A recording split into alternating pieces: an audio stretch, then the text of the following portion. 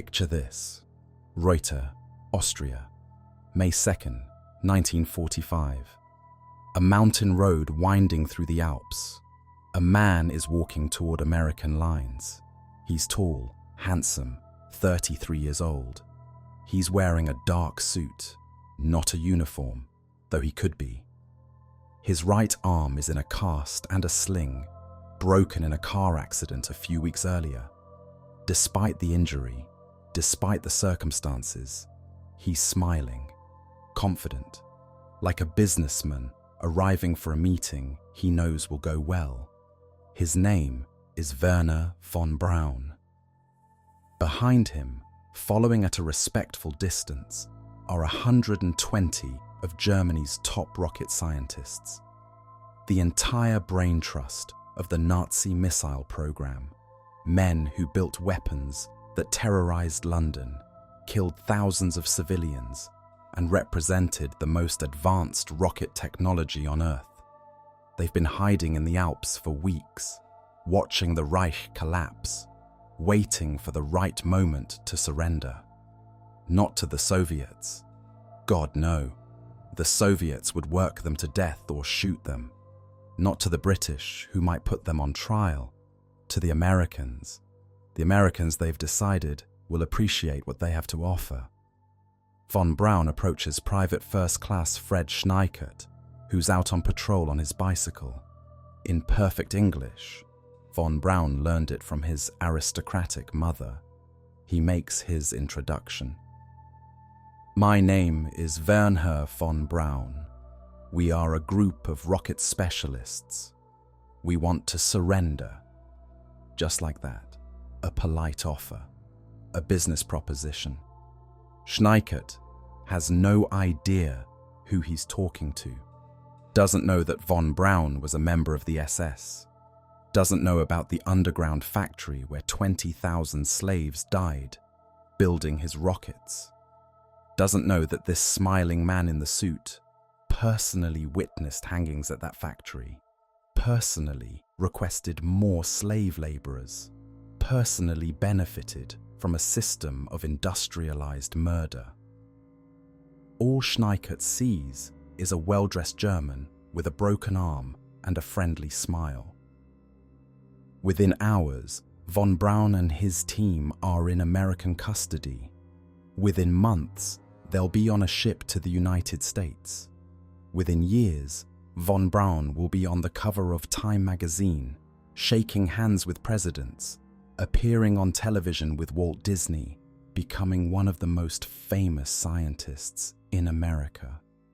He'll be celebrated as the father of the American space program, a visionary who took humanity to the stars, an immigrant success story, and the 20,000 dead, the slaves who built his rockets, the concentration camp prisoners who were worked to death in underground tunnels so dark they never saw the sun, forgotten, erased, inconvenient details in the story America wanted to tell. This is the story of Operation Paperclip. It's not a conspiracy theory, it's documented history, exposed through declassified files and congressional investigations and the painstaking work of historians who refuse to let the truth stay buried. Between 1945 and 1959, the United States government brought over 1,600 Nazi scientists to America, rocket engineers, aviation specialists, chemical weapons experts, doctors who had conducted experiments on concentration camp prisoners. They were given new identities, government jobs, houses in the suburbs, security clearances, American citizenship. Their Nazi Party memberships were erased from the record. Their war crimes were buried. Their victims were forgotten. While Holocaust survivors were still in displaced persons camps, their tormentors were grilling hamburgers in Texas. While Nuremberg prosecutors were trying Nazi war criminals, other Nazi war criminals were being welcomed to America with job offers and government housing. While the world proclaimed never again, America was quietly saying, actually, come work for us. This is the story of how it happened, who did it, who suffered for it, and why it matters today. This is the story of the Nazis next door. Before we descend into this history, I want to ask something of you. If you believe that uncomfortable truths shouldn't be sanitized, if you believe that the real story matters more than the comfortable myth, if you believe that the victims of history deserve to be remembered even when it's inconvenient, you can help by liking this video and subscribing to the channel. Your support allows us to keep telling the stories that institutions would prefer stayed buried. Tonight, we're going to trace the entire arc of Operation Paperclip. We'll begin in the final days of World War II, when American intelligence realized that Nazi Germany had technology worth stealing and scientists worth recruiting. We'll see how the program evolved from temporary exploitation into permanent resettlement. We'll meet the architects of Nazi wonder weapons, men like Wernher von Braun and Hubertus Struckhold, and confront what they actually did during the war. Not the sanitized version, the truth.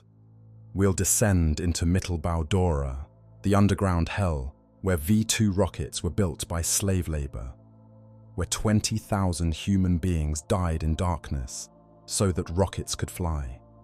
We'll hear from the survivors, the ones who lived to tell what von Braun and his colleagues chose not to see. We'll examine the mechanism of moral laundering, how the US government deliberately erased Nazi Party memberships from official records, rewrote security evaluations, and transformed war criminals into American assets. We'll watch these men build new lives in America, prestigious careers, suburban homes, respected positions, while their victims struggled in displaced persons camps or carried the trauma of what had been done to them for the rest of their lives. And we'll confront the legacy, the uncomfortable truth that Nazi research helped put Americans on the moon, that the space program, one of America's proudest achievements, was built on a foundation of slave labor and willful amnesia. This is not a story about brilliant scientists who made regrettable compromises. This is a story about institutional evil, about what happens when a nation decides that its goals justify any means, that certain expertise is worth any price, that some lives matter less than others. Welcome to the Midnight Archives. Spring, 1945. The 1,000-year Reich is dying after 12 years. Soviet forces are closing in from the east, fighting street by street through what remains of Berlin. American and British forces are pushing from the west, crossing the Rhine, discovering concentration camps whose horrors exceed anything they'd imagined. In bunkers beneath the burning capital, Adolf Hitler rages at generals who no longer have armies to command. Germany is being carved apart, and everyone, soldiers, civilians, scientists, is making calculations about what comes next. For Germany's scientific elite, the calculation is particularly urgent. They know things. They've built things.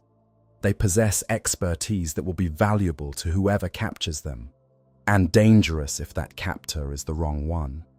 The Soviets are coming, and the Soviets, everyone knows, have a particular way of treating useful Germans.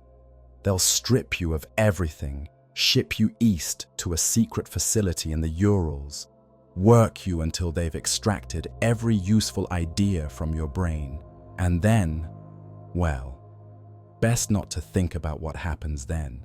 The British might put you on trial. The French want revenge, but the Americans are practical. The Americans are rich. The Americans are far from Europe and building for the future.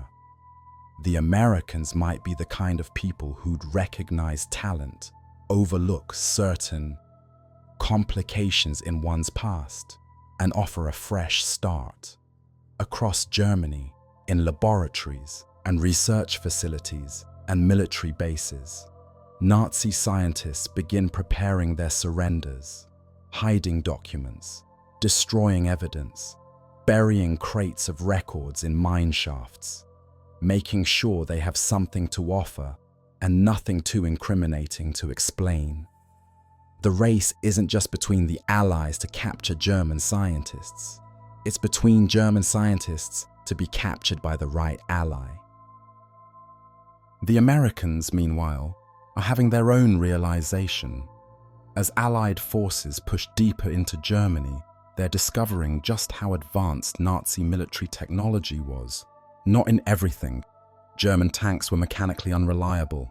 Their logistics were a mess. Their strategic decisions were often catastrophic. But in certain specific areas, the Nazis were years, maybe decades, ahead. Rockets. The V-2 ballistic missile was the world's first long-range guided weapon. Nothing the Allies had came close. It could be launched from mobile sites, fly faster than the speed of sound, and hit targets 60 miles away with a 1-ton warhead. By the time you heard it coming, it had already arrived. There was no defense. Jet aircraft. The Messerschmitt. Me-262 was the world's first operational jet fighter. It was faster than anything the Allies could put in the air, 100 miles per hour faster than the best American fighters. Only Hitler's insistence on using it as a bomber instead of an interceptor, and Germany's collapsing fuel supply prevented it from being decisive. Chemical weapons. The Nazis had developed nerve agents, Tabun, sarin, Soman, that were orders of magnitude more deadly than anything used in World War I. They had the capability to produce them in quantity. The only reason they weren't used was Hitler's fear that the Allies had something similar. They didn't. Aviation medicine. German researchers had conducted extensive studies on the effects of high altitude, extreme cold, and other conditions relevant to advanced aircraft and potential spaceflight. Their data was unmatched anywhere in the world. American intelligence officers looked at all this and saw two things: opportunity and threat. Opportunity. This technology could be America's. These scientists could work for us. We could leapfrog years of research and development. Threat. If we don't take them, the Soviets will, and the Soviets are already positioning themselves to grab as much as they can. The Cold War hasn't started yet. Germany hasn't even surrendered, but already, American strategists are thinking about the next conflict. The Soviet Union isn't an ally anymore. It's a competitor, a rival, eventually, probably, an enemy. And in that light, Nazi scientists aren't war criminals to be prosecuted. They're assets to be acquired, intellectual reparations. The logic is simple, seductive, and monstrous. Better us than them. Multiple American agencies begin hunting German scientists. They're not coordinated at first. Different branches of the military, different intelligence services, all pursuing their own targets for their own purposes. But they share a common approach. The Alsos mission, run by the Manhattan Project, is looking for anyone connected to German nuclear research. The Navy wants submarine and torpedo experts. The Army Air Forces want jet propulsion and aviation specialists. Army Ordnance wants the rocket scientists. They compile lists. The blacklist of scientists to be detained and interrogated. The Ozenberg list, a registry of German scientists that the Nazis themselves had compiled, which falls into American hands and becomes a shopping catalogue of expertise. At first, the program is called Operation Overcast. The cover story is that these scientists are being brought to the United States temporarily, just for 6 months to a year, to be interrogated and have their knowledge extracted. Then they'll be sent back to Germany. That's the lie. The truth is that nobody intends to send them back. The temporary exploitation is always meant to become permanent, but there's a problem. A significant, inconvenient, morally catastrophic problem. President Truman has issued explicit guidance. No one who was an active supporter of Nazi militarism or a war criminal should be admitted to the United States. The American people have just fought a war against Nazism. They're not going to welcome Nazis with open arms. But the scientists the military wants, many of them were Nazi party members. Some were SS officers. Some were directly complicit in atrocities, used slave labor, participated in human experiments, profited from the Holocaust. What do you do when presidential policy conflicts with what you want? If you're the Joint Intelligence Objectives Agency, the military body that would eventually run Operation Paperclip, you lie, you falsify records, you make the problem disappear on paper. The scientists will be cleaned up, their pasts will be rewritten, and anyone who objects can be told that national security requires it. That's how Operation Paperclip really worked. Not as a reluctant compromise with moral complexity, but as deliberate systematic falsification of records to circumvent the president's own orders. The paperclip itself, that's where the name comes from. When a scientist's file was being processed for the program, someone would attach a paperclip to mark it. A simple office supply, a mundane symbol of bureaucratic sorting, and eventually the name that would become infamous. Operation Paperclip. The program that brought Nazis to America. The program that rewrote history to make monsters look like assets, and it was just getting started. If Operation Paperclip has a face, it's Wernher von Braun. He was born in 1912 to an aristocratic Prussian family. His father was a minister in the Weimar Republic. His mother was a cultured woman who gave him a telescope for his confirmation and sparked his obsession with space.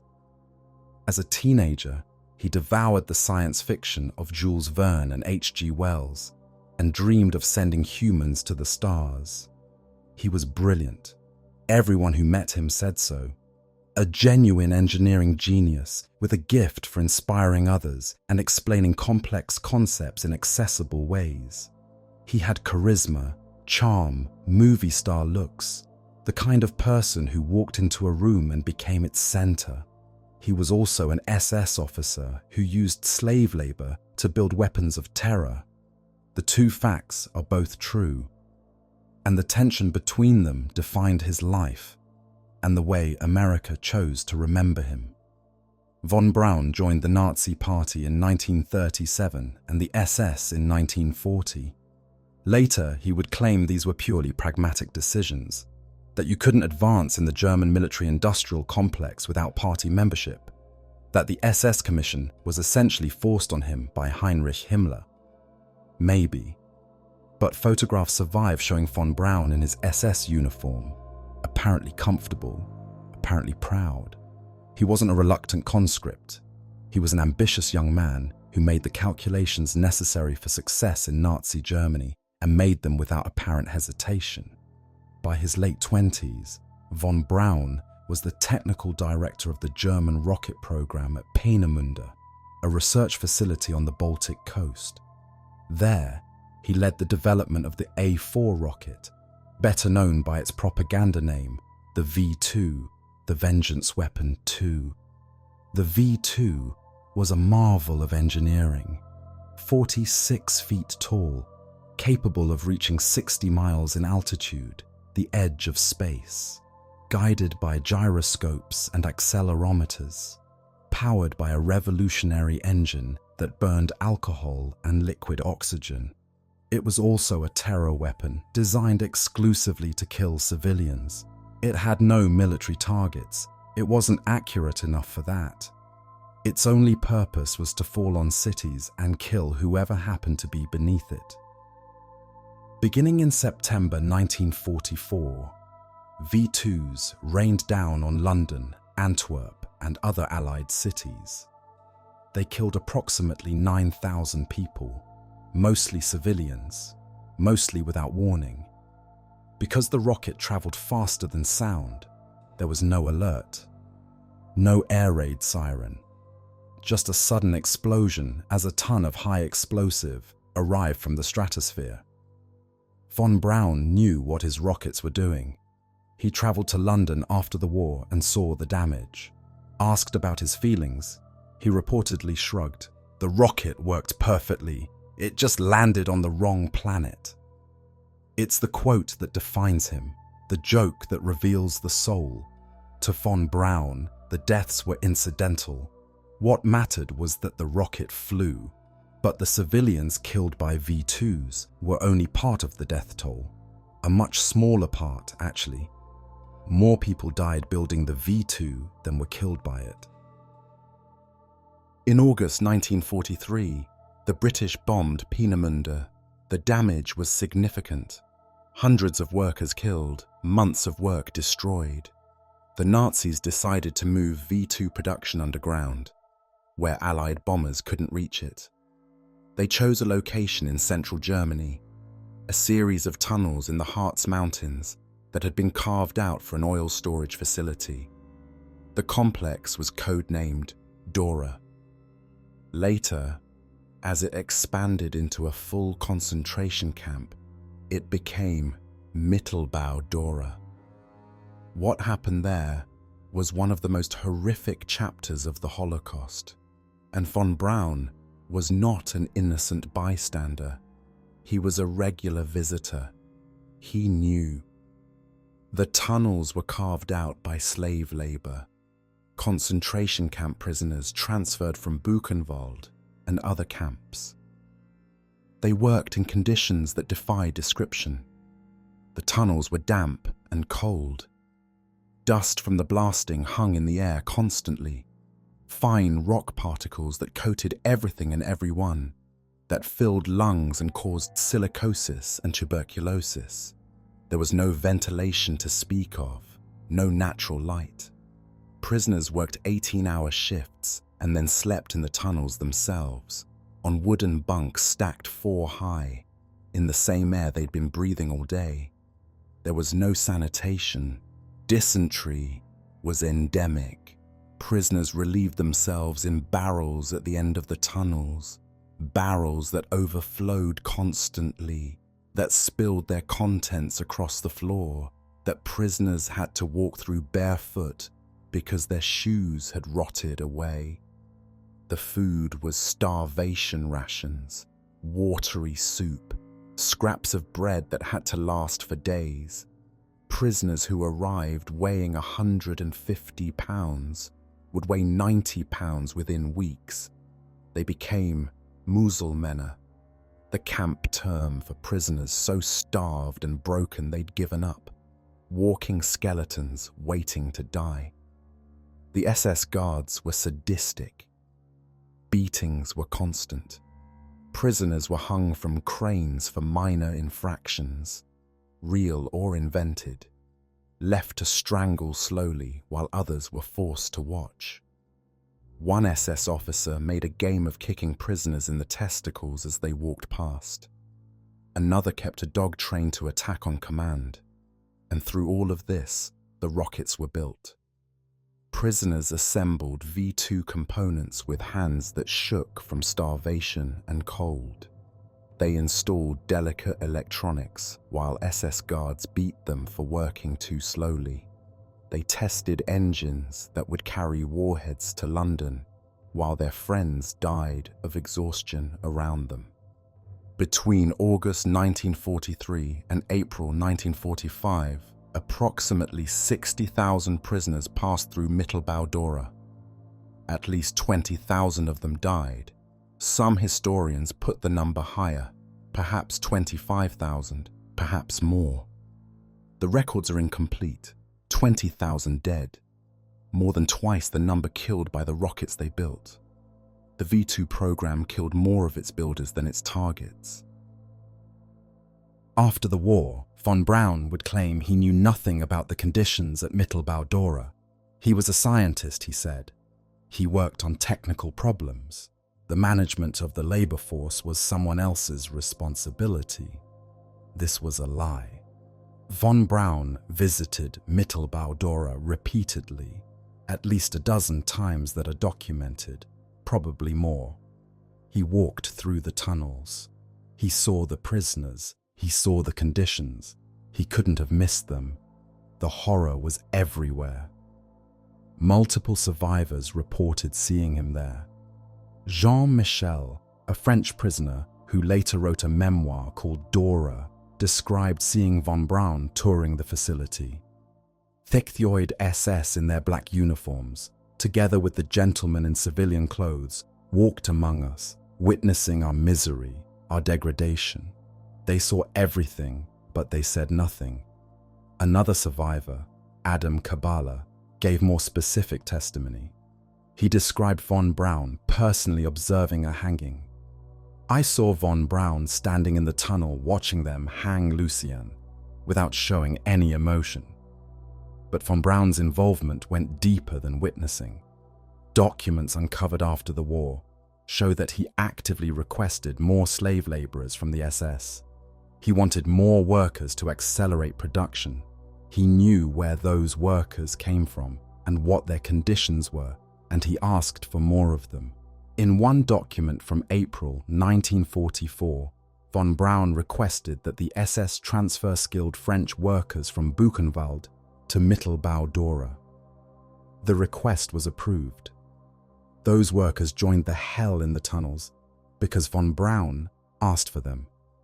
He also personally selected prisoners at Buchenwald. Multiple witnesses described seeing von Braun at the concentration camp, walking through the prisoner barracks, picking out workers with useful skills to be transferred to the rocket factory. This wasn't ignorance. This was participation. Von Braun didn't simply fail to notice the slaves building his rockets.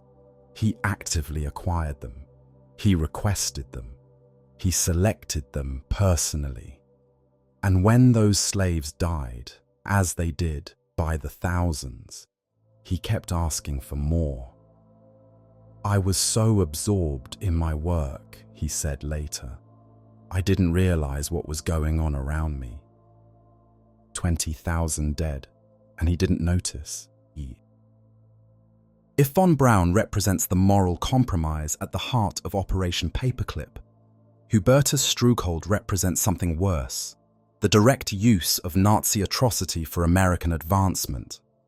Strughold was a medical doctor, a physiologist specializing in aviation medicine. During the war, he ran the German Air Force's Institute for Aviation Medicine in Berlin. His research focused on the effects of high altitude and extreme cold on the human body, research with obvious military applications. After the war, Strughold was brought to the United States under Operation Paperclip. He became a key figure in American aerospace medicine, eventually being named the first professor of space medicine at the U.S. Air Force School of Aerospace Medicine. When he died in 1986, he was honored as the father of space medicine. The school named a library after him. The library has since been renamed. Because it turns out that Strughold's wartime research wasn't conducted on willing subjects. At the Dachau concentration camp, Nazi doctors conducted horrific experiments on prisoners.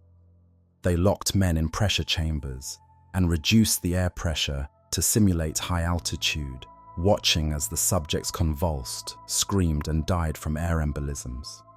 They submerged prisoners in freezing water to study hypothermia, timing how long it took them to lose consciousness, to die, experimenting with different rewarming methods on those who survived.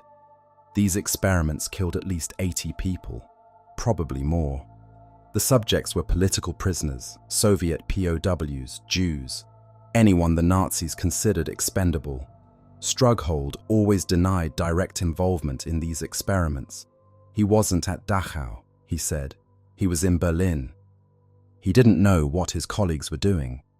But documents tell a different story. Strughold attended a 1942 conference where the Dachau experiments were presented in detail, complete with data on how long it took prisoners to die at various simulated altitudes, how their bodies reacted to freezing, what methods of rewarming were most effective. The conference proceedings survive. Strughold was listed as an attendee. More damning still, Strughold's institute directly received data from the Dachau experiments. His researchers used that data in their work. They built on it. They cited it.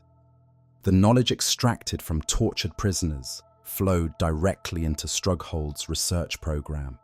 And when Strughold came to America, he brought that knowledge with him. The question of how much Nazi medical research was actually used in American aerospace medicine remains controversial. Some historians argue the data was scientifically worthless, too poorly controlled, too compromised by the conditions of its collection. Others note that certain basic findings about human tolerance for cold and altitude became foundational to the field. What's not controversial is this. Strughold knew about the experiments. He attended conferences where they were presented. His institute used the data, and when American intelligence officers investigated his background, they found enough to raise serious concerns that were then ignored or suppressed. Because Strughold was useful, his expertise was valuable, and in the logic of Operation Paperclip, that value outweighed the deaths of 80 concentration camp prisoners. Von Braun and Strughold were the most famous Paperclip recruits, but they weren't alone. The program brought over 1,600 scientists, and many of them had their own troubling histories. Arthur Rudolph was the production manager at Mittelbau-Dora, the man directly responsible for organizing the slave labor that built V2s. He decided how many workers were needed, what tasks they performed, how hard they were pushed. The deaths weren't incidental to his job. They were a direct consequence of his management decisions. In America, Rudolph became the project director for the Saturn V rocket, the vehicle that took astronauts to the moon.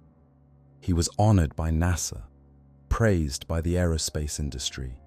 Only in 1984, when the Office of Special Investigations finally caught up with him, did Rudolph face any consequences. He renounced his American citizenship and returned to Germany to avoid prosecution.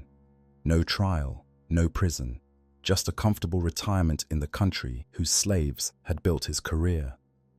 Kurt Blohm was the deputy director of the Reich Research Council and a leading figure in Nazi biological weapons research. He was accused of conducting human experiments involving plague bacteria, deliberately infecting prisoners to test treatments and observe disease progression. He was tried at Nuremberg but acquitted, partly because American officials intervened to secure his release. They wanted his expertise for their own biological weapons program. Within 2 months of his acquittal, Blohm was being interviewed by American military officials. Within 2 years, he was working for the U.S. Army Chemical Corps at Camp Detrick, Maryland, the same facility that would later house MK-Ultra experiments. Walter Schreiber was the former Surgeon General of the Nazi military. He was accused of direct involvement in human experiments, including the deliberate infection of prisoners with epidemic diseases. American intelligence knew about these accusations. They'd debriefed him extensively about them. They brought him to America anyway. Schreiber's presence in the United States became public in 1952 when a journalist discovered him working at the Air Force School of Medicine in Texas. The ensuing scandal forced his departure, but he wasn't prosecuted. He was simply relocated to Argentina, where he lived out his days in peace. Reinhard Gehlen was the former head of Nazi military intelligence on the Eastern Front. He wasn't a scientist, but he came to America under similar arrangements. His organization was absorbed directly into the CIA, becoming the foundation of West Germany's post-war intelligence service. Former SS officers who'd committed atrocities on the Eastern Front were given American protection and American salaries, because they knew things about the Soviets that America wanted to know. The pattern repeats. Nazi war criminals brought to America, given prestigious positions, protected from prosecution, allowed to live out their lives in comfort while their victims struggled to survive. And always the same justification. They were useful. Their expertise was valuable. National security required it. Better us than the Soviets, than the Ohirgasimahas. How do you bring Nazi war criminals to America when the president has explicitly forbidden it? You lie. The Joint Intelligence Objectives Agency, GOA, was the military body responsible for administering Operation Paperclip. They handled the recruitment, transportation, and processing of German scientists. And when those scientists had backgrounds that would disqualify them under President Truman's guidelines, JIOA simply changed their backgrounds. The process was called bleaching. Every scientist considered for Operation Paperclip was supposed to undergo a security evaluation. American intelligence would review their wartime activities, their Nazi Party affiliations, their involvement in war crimes. The evaluation would be summarized in a report, and that report would determine whether they could be admitted to the United States. In theory. In practice, JIOA reviewed the security evaluations before they went to the State Department. If a scientist was too valuable to lose, his evaluation was rewritten. Nazi Party membership was removed. SS service was minimized or erased entirely. Evidence of war crimes disappeared from the record. The bleached files then went to the State Department, which saw only what JIOA wanted them to see.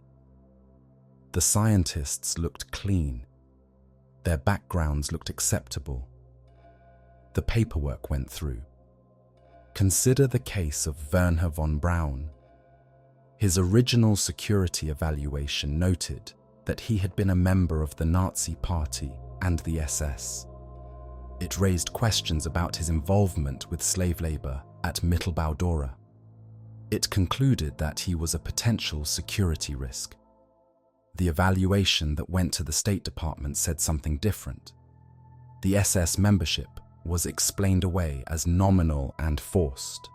The concerns about slave labor were omitted. The conclusion was that von Braun was not a war criminal and posed no security concerns. The original evaluation still exists. The bleached version exists too. You can compare them side by side. The falsification is obvious and documented. This wasn't a few isolated cases. This was systematic. Hundreds of files were altered. The entire purpose of the security evaluation process, to prevent war criminals from entering the United States, was subverted by the very agency responsible for running it. And it wasn't a secret within the government. The State Department knew something was wrong. They raised objections. They pointed out that scientists were being admitted despite evidence of Nazi affiliations. They were overruled every time. National security, they were told. The military needed these scientists. The alternative was letting the Soviets have them. Objections were unpatriotic, so the State Department stopped objecting, and the scientists kept coming. The scientists themselves were coached on what to say and what not to say. They arrived in America under assumed names or with documents that obscured their real identities. They were settled in military installations at first: Fort Bliss in Texas, Wright Field in Ohio, where they could be kept away from journalists and the public. Their wartime service was reframed as purely technical. They were engineers, they were told to say. Scientists. They worked on rocket propulsion or aviation medicine or chemical production. They had nothing to do with the military applications. They didn't know about the slave labor. They were victims of the Nazi regime too, in their way. Talented men who'd been exploited by a dictatorship they couldn't resist. The cover story was designed to be sympathetic. These poor scientists, trapped in a totalitarian system, forced to work for evil masters. But now they were free. Now they could contribute to democracy. Now they could redeem themselves through service to America.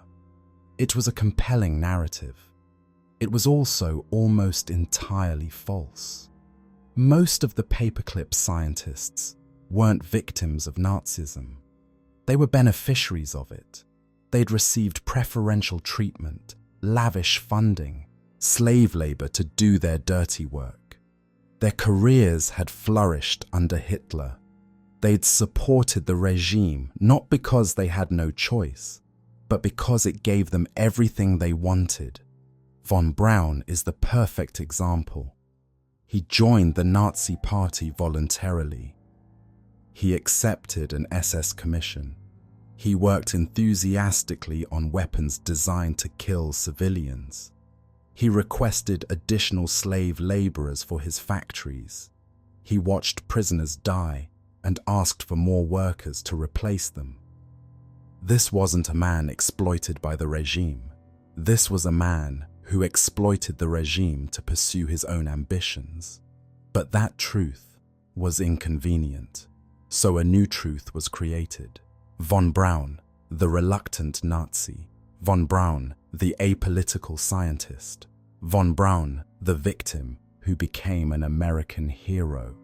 The cover story worked. For decades, it worked. The American public saw only what they were meant to see. Brilliant scientists building rockets for democracy.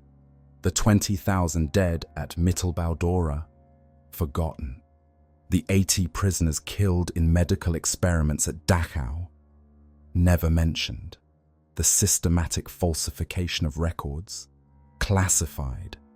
America had its heroes, and it didn't want to look too closely at what those heroes had done before they became American. Not everyone went along with the program. Samuel Klaus was a State Department attorney who tried to block the admission of scientists he believed were war criminals. He reviewed the files, saw the evidence, and refused to approve their entry. He was overruled, marginalized, eventually pushed out of his position. Eleanor Roosevelt raised objections. Albert Einstein, himself a refugee from Nazi Germany, spoke out against bringing Nazi scientists to America.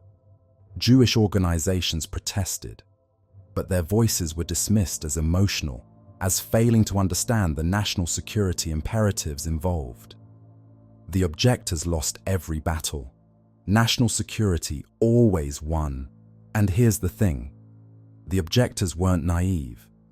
They understood the Cold War. They understood that Soviet competition was real. They simply believed that there had to be limits, that certain lines shouldn't be crossed, that bringing war criminals to America would compromise American values in ways that couldn't be repaired. They were told they were wrong. They were told that the ends justified the means. They were told that scruples were a luxury America couldn't afford. And maybe they were wrong in the narrow terms of Cold War strategy. Maybe having von Braun and his team gave America an edge in the space race. Maybe the knowledge extracted from Nazi research produced genuine military advantages. But the objectors were asking a different question. What kind of country do we want to be? What are we willing to do to win? And if we're willing to embrace war criminals, falsify records, and build our future on a foundation of slave labor, then what exactly makes us better than the enemy we defeated? Those questions never got answered. They were simply ignored. And the scientists kept coming. We've talked about the perpetrators. Now let's talk about their victims. Because for every von Braun building rockets in Texas, there were thousands of prisoners who'd built those same rockets in the darkness of Mittelbau-Dora. And their stories are the ones that get forgotten when we talk about the space race. Jean-Michel was a French resistance member arrested in 1943 and eventually transferred to Dora. He survived. Most of his companions didn't. After the war, he wrote a memoir, one of the few detailed accounts of life in the tunnels. His description of arrival is haunting. The prisoners were marched into the mountain through a tunnel entrance that looked like a portal to hell. Inside, the air was thick with dust and fumes. The lighting was dim. The noise of machinery was constant and deafening. And everywhere, corpses and dying men. The first thing I saw, Michel wrote, was a pile of bodies, just thrown there, like cordwood. Some of them were still moving. The tunnels were two main shafts, each over a mile long, connected by cross tunnels. The prisoners carved out these tunnels by hand at first, then with pneumatic drills that filled the air with rock dust. They worked in shifts around the clock, sometimes for 20 hours at a stretch, collapsing from exhaustion and being beaten until they got back up. For the first months, there was no camp outside the tunnels. The prisoners lived underground constantly, sleeping in the cross tunnels on crude bunks stacked 4 high. The condensation from their breath, combined with water seeping through the rock, made everything constantly damp. Clothing rotted. Skin developed sores that wouldn't heal. Tuberculosis spread through the population like wildfire. The toilet facilities were oil drums at the ends of the sleeping tunnels. They overflowed constantly. The smell was indescribable. Human waste and rock dust and death. A miasma that hung in the air permanently. Michel remembered the sound of people dying at night. The coughing that went on for hours and then suddenly stopped. The moans that faded into silence. In the morning, you'd find the bodies in the bunks, sometimes still warm, sometimes already stiff. They were carried out and stacked at collection points until the crematorium could process them. "We slept with the dead," he wrote. "We worked with the dead. We became like the dead ourselves, just bodies going through motions, waiting for our turn." The irony was that the prisoners were building the most advanced technology in the world. Many of them understood exactly what they were making. Some had engineering backgrounds, had education, had the technical knowledge to recognize a rocket engine when they saw one. They assembled V2 components with hands that shook from hunger and exhaustion, knowing that these weapons would fall on cities, on London, on Antwerp, and kill people just like themselves. Some of them sabotaged the rockets. This was incredibly dangerous. The SS watched constantly, and anyone caught sabotaging was hung publicly, left dangling from the crane as a warning to others. But prisoners found ways to introduce flaws. A wire crossed. A weld weakened, a component installed slightly wrong. The V2 had a remarkably high failure rate. Perhaps 20% of rockets exploded on launch or malfunctioned in flight. Some of this was technical problems with an advanced weapon rushed into production. Some of it was the deliberate, heroic sabotage of prisoners, risking death to save lives they'd never know. But the sabotage came at a cost. When rockets failed, the SS demanded accountability. Prisoners were tortured to reveal conspirators. Mass hangings were held in the tunnels, forcing all prisoners to watch as their comrades strangled at the end of ropes. Michel described one hanging. They made us stand at attention for 2 hours while the bodies twisted above us. The SS men watched our faces, looking for any sign of emotion. To cry was to invite suspicion. To look away was to invite punishment. We had to stand there stone-faced while our friends died. This was the reality behind the rockets. This was what von Braun chose not to see. Mittelbau-Dora was liberated by American forces on April 11, 1945. What the soldiers found shocked them. Veterans who'd already seen combat, who'd already liberated other camps, who thought they understood the Nazi horror. Bodies everywhere, stacked in piles, laid out in rows, scattered across the campgrounds where prisoners had collapsed on the death marches the SS had forced them to undertake in the final days. The crematorium still had ashes in it, and bones that hadn't finished burning. The survivors were barely alive themselves, skeletal figures who could barely stand, who stared at their liberators with eyes that had seen too much to process this new reality. Many died in the days after liberation, their bodies too damaged by starvation and disease to recover, even with medical care.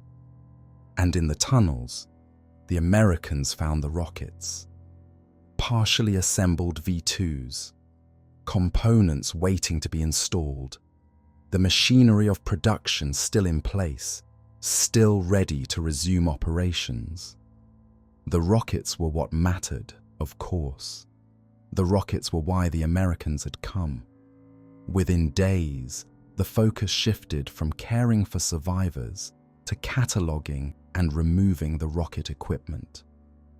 Within weeks, the scientists who'd overseen this factory of death were being courted by American intelligence. The survivors watched this happen. They watched the Americans photograph the rockets with obvious excitement. They watched the same rockets being loaded onto trucks and shipped away. They watched as attention shifted from their suffering to the machinery that had caused it. And later, they would learn that the men who'd run this camp, the engineers, the managers, the scientists, had been taken to America and given new lives, while they, the survivors, struggled to rebuild their shattered lives. The victims of Dora died building weapons. The victims of Nazi medical experiments died as the weapons themselves. Human test subjects whose suffering generated the data that Operation Paperclip scientists would later use. At Dachau, the experiments were conducted with scientific precision. Subjects were placed in pressure chambers, and the air was evacuated to simulate high altitudes. Doctors watched through windows as the subjects convulsed, as blood vessels burst, as death approached through suffocation and embolism. One survivor's account describes watching another prisoner die in the chamber. He was a young man, Russian, I think. They reduced the pressure until he began to tear at his own body, trying to relieve the pressure building inside him. His eyes bulged, blood came from his ears, and the doctors watched and took notes. The freezing experiments were equally horrific. Prisoners were submerged in tanks of ice water while their core body temperature was monitored.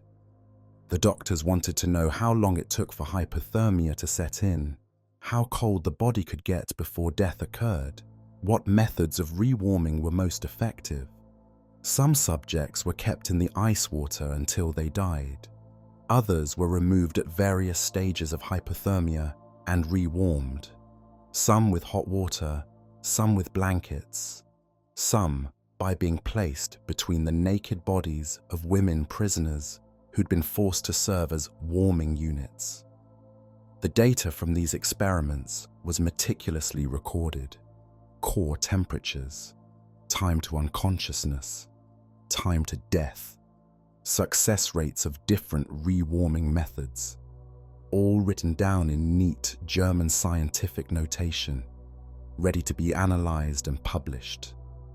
This was the data that Hubertus Strughold's institute received. This was the foundation for aerospace medicine research that he would continue in America. At Ravensbrück, the women's concentration camp, other experiments were conducted.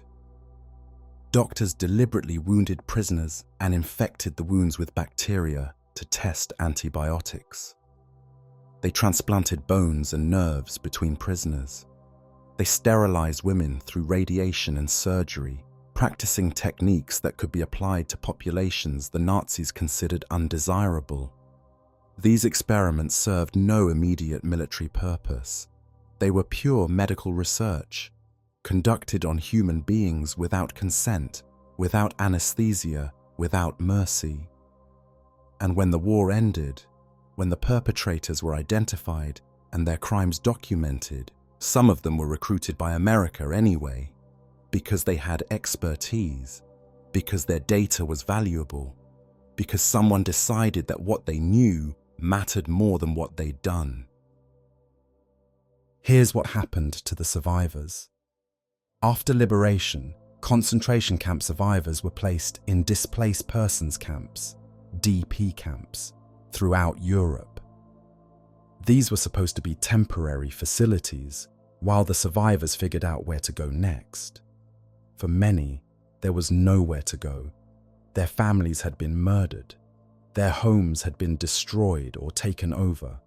Their communities had been erased. The countries they'd come from were now behind the Iron Curtain under Soviet control. Returning meant new persecution, so they waited. In camps that were sometimes located on the same ground as the concentration camps they'd survived. In conditions that were better than the camps, but still bleak. Crowded barracks, inadequate food, uncertain futures. Some waited for years. The DP camps weren't fully closed until the early 1950s. 5 years after liberation, survivors were still living in limbo, still waiting for someone to decide their fate.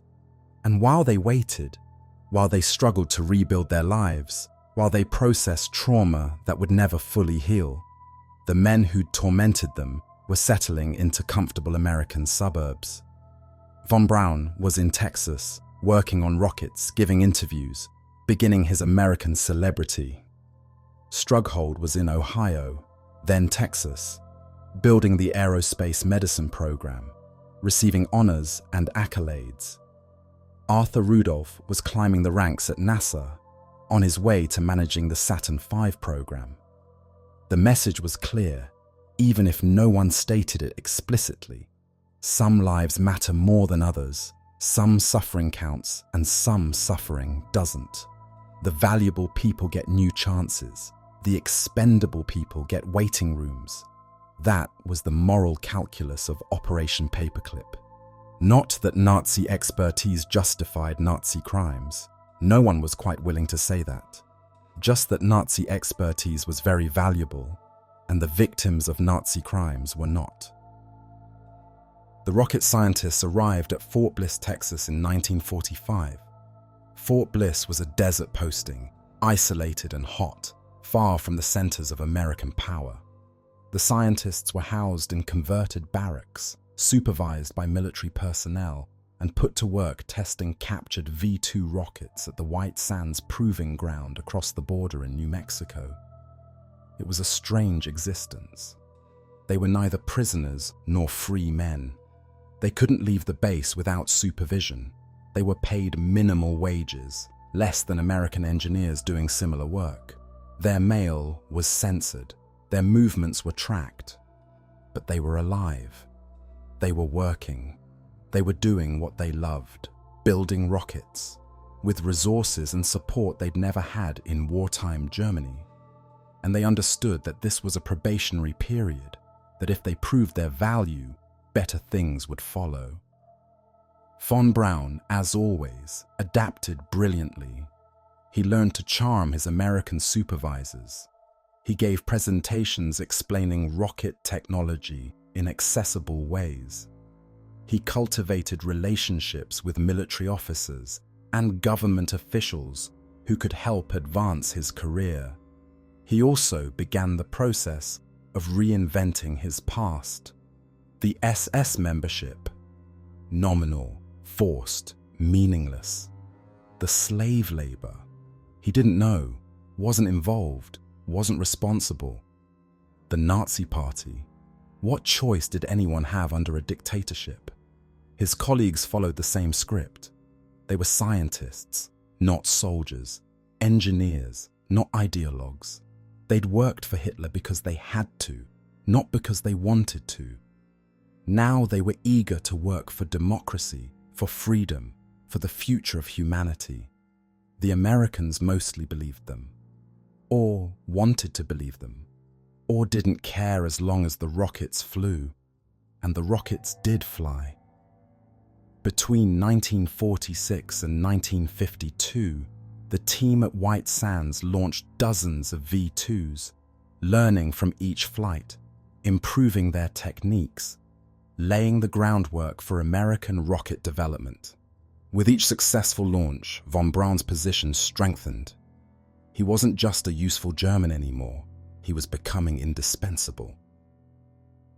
In 1950, the Army transferred the rocket team to Huntsville, Alabama. Huntsville was a small cotton town in the Tennessee Valley, distinguished mainly by having an Army arsenal left over from World War II. The arsenal had space. The Army needed space for a bigger rocket program. The marriage was arranged.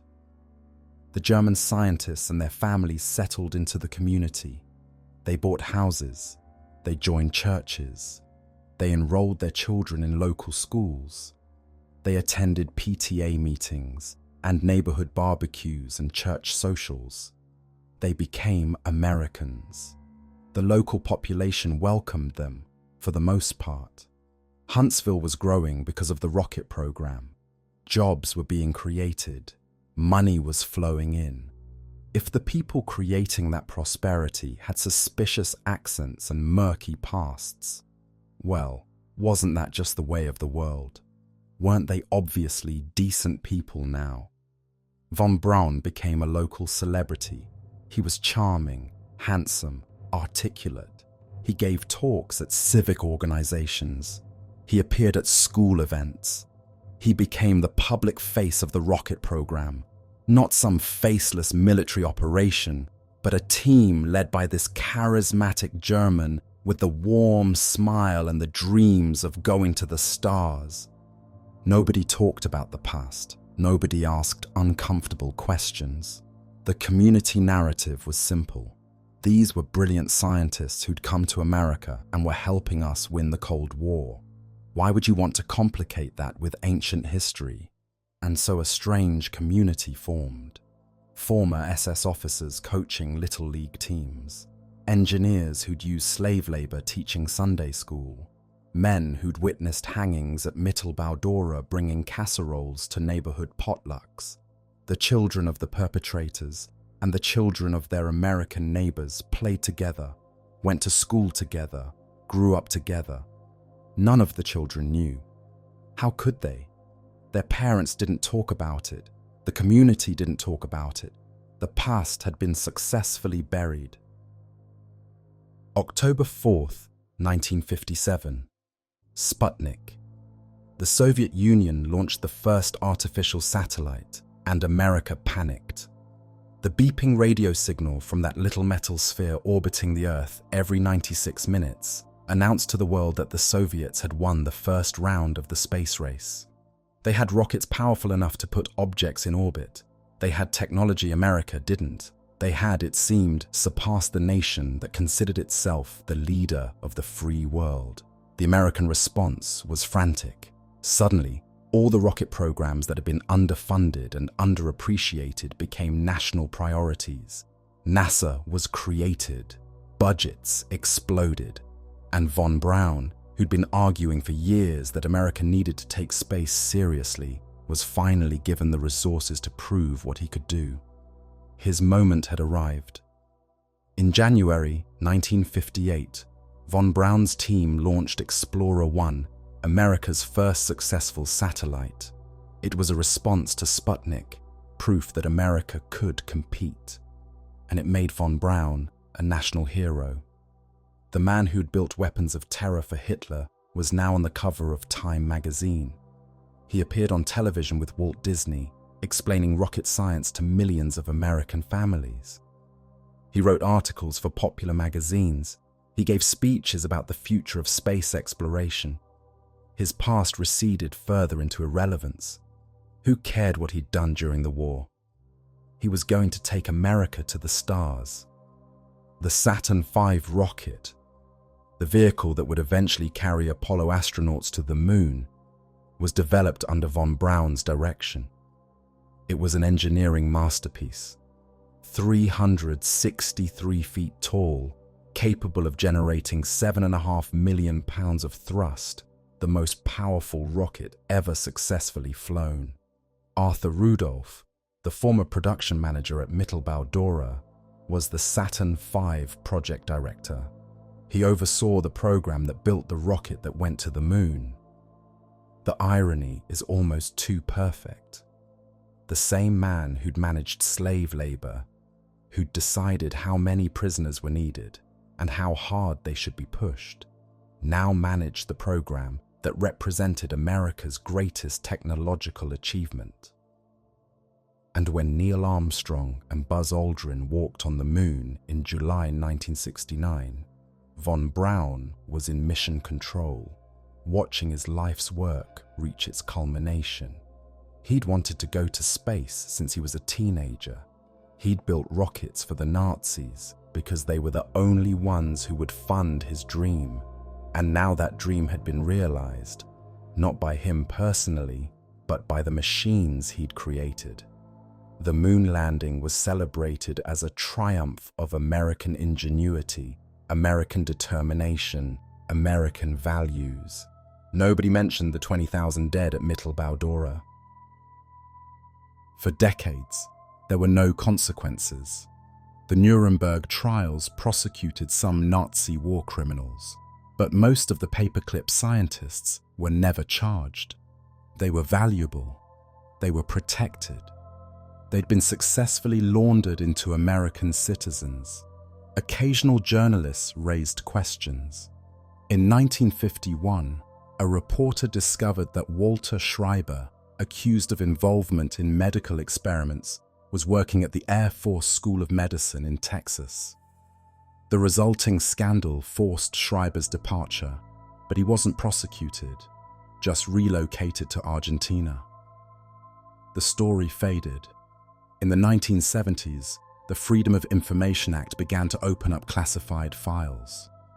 Researchers and journalists started piecing together the full story of Operation Paperclip. Books were written, articles published, the documentary evidence accumulated. But by then, the perpetrators were old men, American citizens for decades, integrated into communities that liked them. The political will for prosecution didn't exist. The Office of Special Investigations, OSI, was established in 1979 within the Department of Justice, specifically to find and prosecute Nazi war criminals who'd entered the United States. They identified several paperclip scientists for investigation. Arthur Rudolph was the most prominent case. In 1984, OSI confronted him with evidence of his role at Mittelbau-Dora. Rather than face prosecution, Rudolf agreed to renounce his American citizenship and leave the country. He returned to Germany, where he lived out his remaining years without ever facing trial. That was the extent of the accountability. One man, forced to leave. No trial, no prison, just a comfortable retirement in his homeland. Von Braun died in 1977, years before the investigations intensified. He was 75 years old, succumbing to cancer, honored and celebrated to the end. His Nazi past had been thoroughly buried. His American legacy was secure. Strughold died in 1986, also honored, also celebrated. The Air Force School of Aerospace Medicine had named its library after him, an honor that would later become an embarrassment when his connection to Nazi medical experiments became undeniable. The library was renamed in 2006, but Strughold himself never faced any consequences. The pattern repeated across the entire Paperclip cohort. The men lived out their lives. They retired with honors. They died in their beds. Their obituaries praised their contributions to American science and glossed over or omitted their Nazi service. Justice delayed became justice denied, as it always does. By the time the evidence was available and the political will existed, the perpetrators were beyond accountability. The full scope of Operation Paperclip only became clear through decades of investigative work. Linda Hunt, a journalist, spent years digging through declassified files and published her findings in 1991 in a book called Secret Agenda. She documented the systematic falsification of records, the deliberate circumvention of Truman's guidelines, the extent of Nazi involvement among the recruited scientists. Annie Jacobson built on Hunt's work in her 2014 book, Operation Paperclip, providing the most comprehensive account to date. She traced individual scientists' careers, documented their wartime activities, and showed how thoroughly the truth had been suppressed. The documentary evidence is now overwhelming. The bleached files exist alongside the original evaluations. The falsification is obvious to anyone who compares them. The official story, that the scientists were carefully vetted and only those without Nazi ties were admitted, is demonstrably false. And yet, the mythology persists.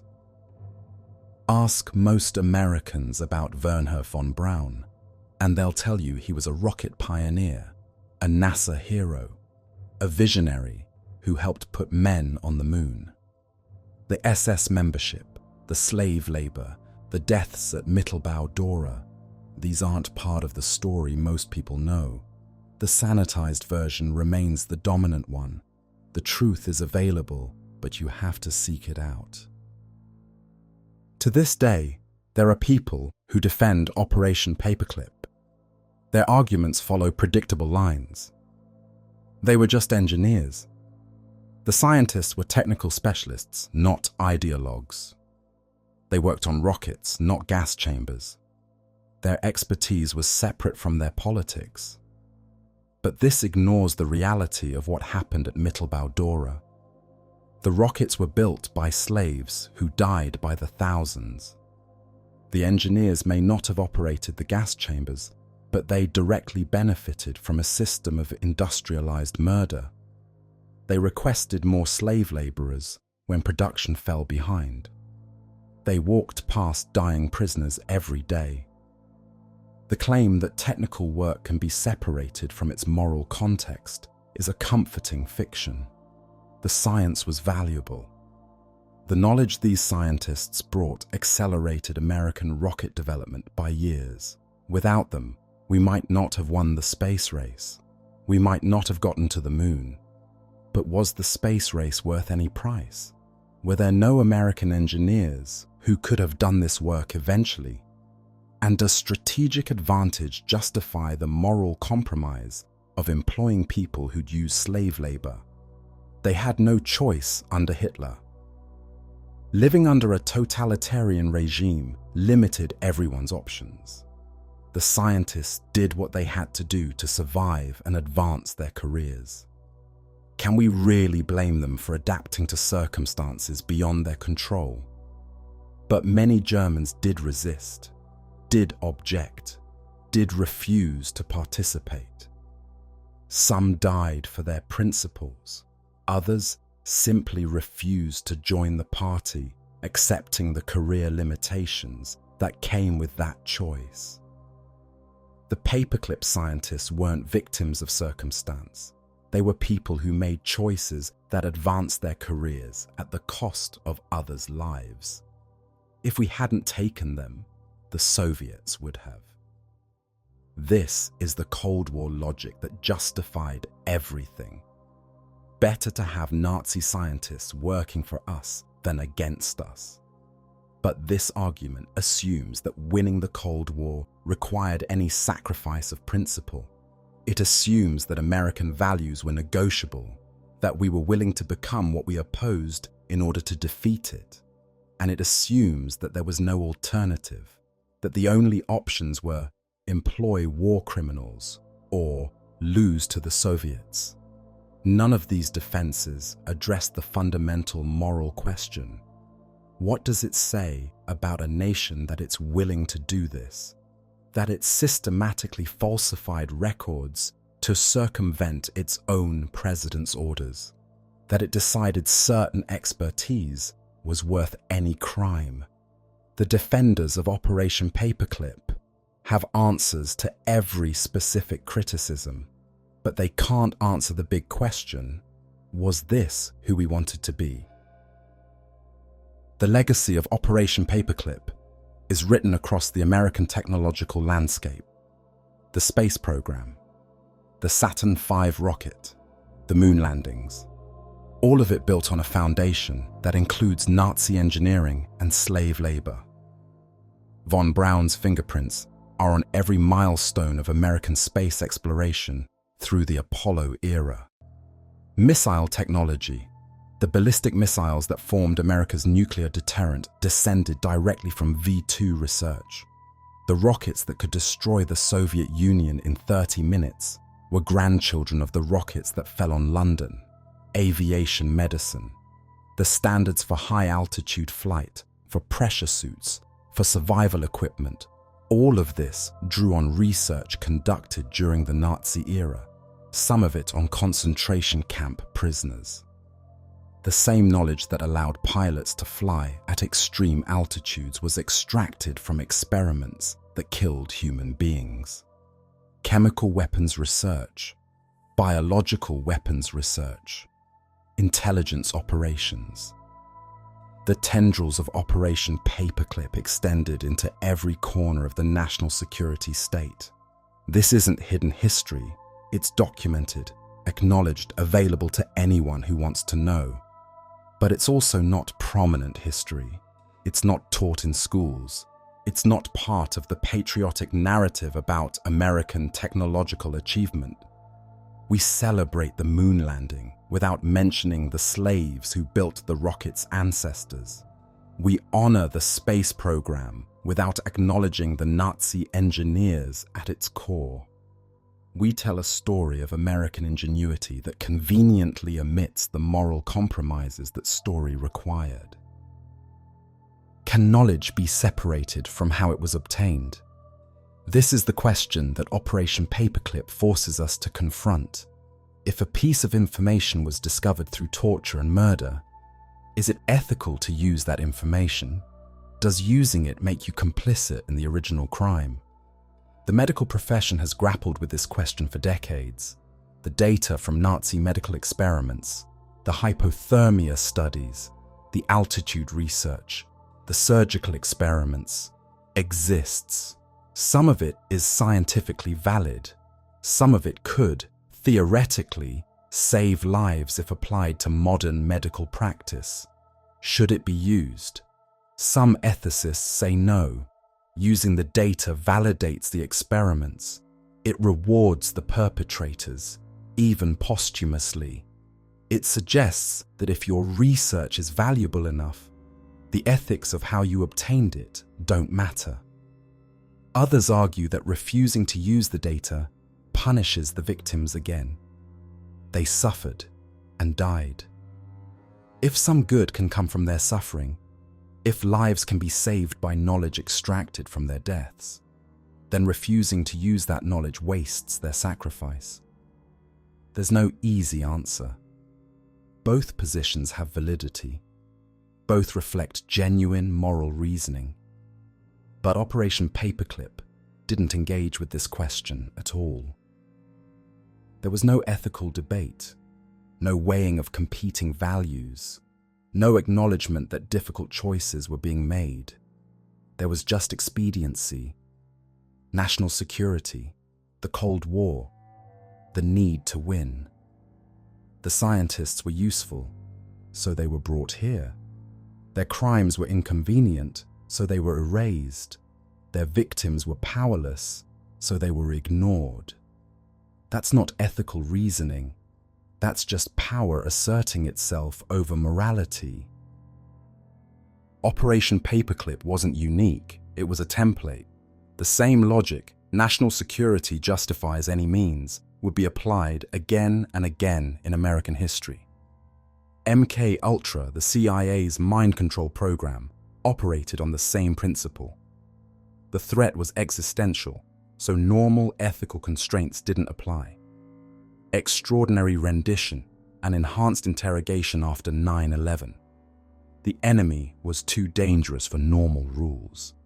Mass surveillance, drone strikes, all of it. National security justifies everything. Operation Paperclip established the precedent.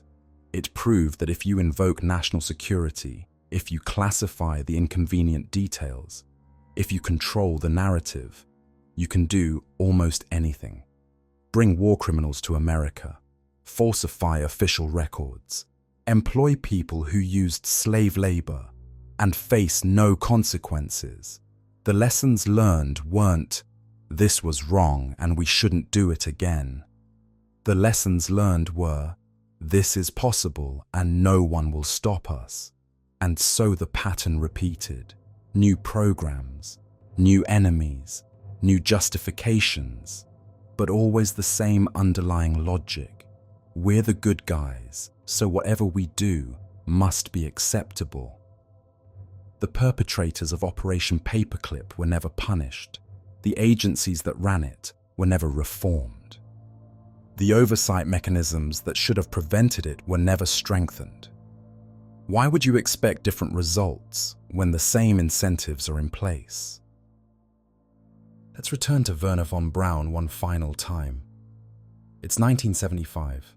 He's 63 years old, retired from NASA, working in the private sector. His health is failing. The cancer that will kill him in 2 years has already been diagnosed. He's given countless interviews by now, told his story 1,000 times. The childhood dreams of space travel, the technical challenges of rocket development, the triumph of the moon landing. He's polished every anecdote, refined every explanation, perfected the narrative of his life. When interviewers ask about the war years, he has his answers ready. The Nazi Party membership was required. There was no choice. The SS Commission was forced on him by Himmler. He didn't know about the conditions at Mittelbau-Dora. He was just an engineer, focused on his work, oblivious to the horror around him. He's told these lies so many times that perhaps he believes them now. Perhaps he's constructed a version of his past that he can live with, that lets him sleep at night, that allows him to be the hero of his own story. But the photographs exist. Von Braun in his SS uniform. Von Braun at Mittelbau-Dora, touring the tunnels where slaves were dying. Von Braun at meetings where the slave labor program was discussed. And other photographs exist too. The ones from the liberation of Dora, Piles of bodies, skeletal survivors, the crematorium still smoking, two sets of images, two truths that exist simultaneously. Von Braun shaking hands with President Kennedy, celebrating the space program, and the nameless dead at Mittelbau-Dora, their bodies stacked like cordwood. Von Braun appearing on television with Walt Disney, explaining rockets to American children, and Jean-Michel surviving somehow, carrying the memories of the tunnels for the rest of his life. Von Braun at Mission Control, watching the moon landing, his life's work finally realized, and the survivors of the medical experiments, their bodies permanently damaged by what had been done to them, their stories ignored for decades. America chose which images to remember, which story to tell, which people mattered. Von Braun died in 1977. He was buried in Alexandria, Virginia, with honors. His tombstone bears a verse from Psalm 19. The heavens declare the glory of God, and the firmament showeth his handiwork. No mention of Mittelbau-Dora, no acknowledgement of the dead, just the stars he reached for, and the God he apparently believed would judge him kindly. The victims are buried too, though we don't know all their names. Mass graves at Dora and elsewhere. Anonymous markers. 20,000 people whose only memorial is a campsite that most tourists have never heard of. The rockets flew. The scientists prospered. The victims were forgotten. That's the American dream they don't put on postcards. Operation Paperclip wasn't an exception. It was a choice about whose lives count, whose suffering matters, what we're willing to overlook in the pursuit of advantage. And it's a choice we keep making. Different circumstances, different justifications, but the same fundamental calculation. These people are useful, so their crimes don't matter. These victims are powerless, so their suffering doesn't count. The lesson of Operation Paperclip isn't just historical. It's a warning, because the logic that brought Nazis to America is still operative. The agencies that ran the program still exist. The culture that prioritized expedience over ethics is still in place. National security is still the magic phrase that makes everything permissible. Classification still hides inconvenient truths. Institutions still protect their own. We like to think we're better now, that we've learned, that we wouldn't make the same choices. But we haven't been tested. Not really. Not the way the post-war generation was tested.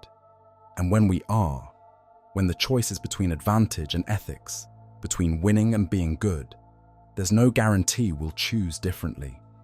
Operation Paperclip isn't ancient history. It's a blueprint, and the only way to make sure it's not used again is to remember what it actually was. Not the sanitized version, but the truth. The truth about the scientists who built weapons of terror. The truth about the slaves who died building them. The truth about the government that welcomed the perpetrators and forgot the victims. This was Operation Paperclip. The Nazis next door. The deal with the devil that built the American space program. Never forget what it cost. Thank you for descending into this history with me. This was one of those stories that gets harder to tell the more you research it. Not because the facts are unclear, they're documented, available, undeniable, but because the implications are so uncomfortable. We want to believe that World War II had a clean ending. The good guys won, the bad guys were punished. Justice was served. And then America went on to do great things. Win the Cold War, land on the moon, spread democracy. Operation Paperclip complicates that story.